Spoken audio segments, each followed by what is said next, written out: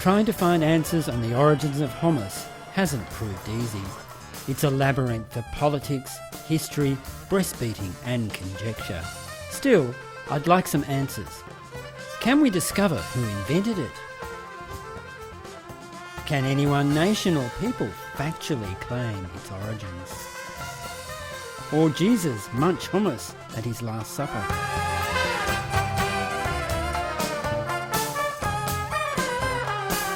Perhaps Moses woofed down chickpeas as he delivered his people to the Promised Land. Meir Shalev is an acclaimed Israeli novelist and journalist. He has a passion for the Old Testament as a work of literature and a chronicle of ancient times. The Bible describes not only prophets and prophecies, it also describes daily life of people and the daily foods and the daily habits that they had. And here we have in the book of Ruth the short story of a certain Moabite young woman who came to the land of Judah, to Bethlehem. And here she meets a local Israeli person called Boaz, who has a big field of wheat. And then, towards lunch, he says, if I may read in Hebrew, לעת האוכל גשי הלום, ואכלת מן הלחם, וטבלת פיתך בחומץ. What I claim is that this chometz is hummus. A nice, very nice erotic love story in the springtime in Bethlehem, where an older man and a younger woman are having hummus together in the field, and the next day they will be on the threshing floor together. They will marry later, and they will be the great-grandparents of King David.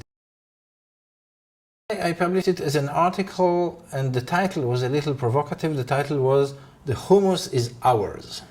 Meir's story spread like wildfire. It's writing there that Ruth take hummus, give it to Boaz. So, and it was also a pita bread mentioned there. So it was there before them. We know that the Bible came before everything, so even before us. Okay? People responded very strongly. First, there were some right-wingers, Jewish right-wingers, who became my greatest fans. Usually they hate me because I'm a left-winger in Israel. Suddenly they found a support in my theory about the hummus, because for them it's another proof that this land is ours, you know. When your ancestors were walking with their sheep in the desert, we were wiping hummus in Bethlehem, like something like this. And I think that's evidence. I mean, the book of Ruth is from before the establishment of Islam.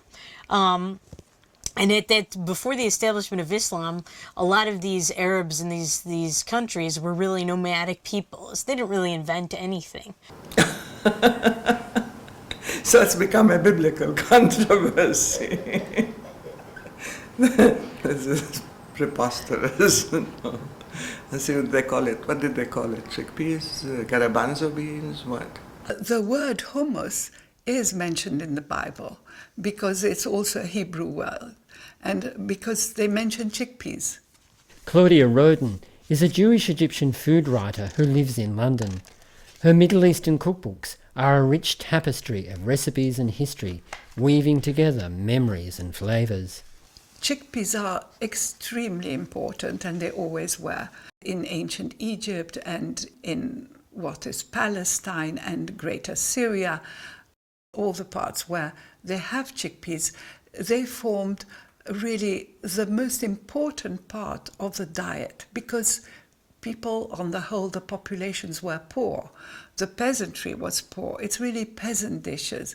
But I don't think in the Bible they have a recipe with tahina and garlic and lemon. Again, I must tell you, I'm not really interested to win this war. I don't mind, really. I also think that many of the Palestinians who live here today are descendants of the Jews who lived here in biblical times, so I don't really mind, because we share the same bad traits, you know, so we must be brothers. Despite the Middle East ancestry of the chickpea and its suitability to the climate, the origins of the hummus recipe remains a mystery. At least one medieval cookbook retells the legend that it first appeared in the 12th century kitchen of Saladin, the Sultan of Egypt and Syria. It must be much older, I would say, than the 19th century or 18th century, I would say. Perhaps it could be Syria, because in Syria it was one of the earliest great civilizations. What we do know is the hummus story is deeply embroiled in war and conquest. For 400 years, the Ottoman Empire ruled the Fertile Crescent from its Turkish capital, Constantinople.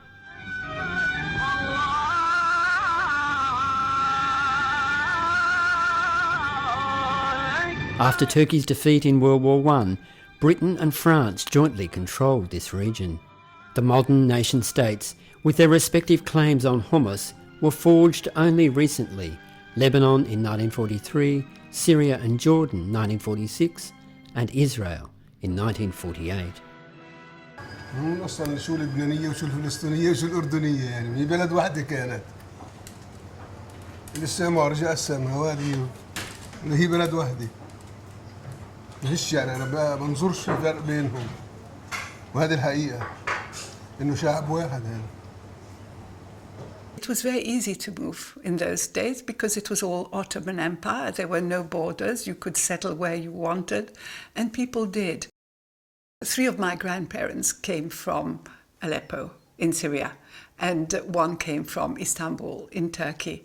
And we saw ourselves as Syrian, almost. There was a whole big Jewish community that came from Syria to Egypt and joined the Egyptian community. The Jews always shared the cultures of wherever they lived, and we certainly ate hummus. In an alleyway in the heart of old Jerusalem's Christian quarter, I stumbled upon an old shop that had proof of the hummus story's Arab past. My father was a professional photographer. It was his hobby to go around and take pictures of people, of places. So every weekend he used to take the camera and go around taking pictures. You can see a picture of people eating hummus. It is 1935. It has been taken. You can see they are not interested in my father at all. They are so much tranced in the hummus. It must be really delicious. The way he's licking his fingers, or the one over here. His mouth is full and yet he's dipping more. It must have been really delicious hummus that he's eating. The second one is in Jordan. It's in Zarqa, they call it. And this one has been taken in 1925. And again, they are so much tranced in the hummus. It is so delicious that everybody tries to claim it for themselves. It's okay.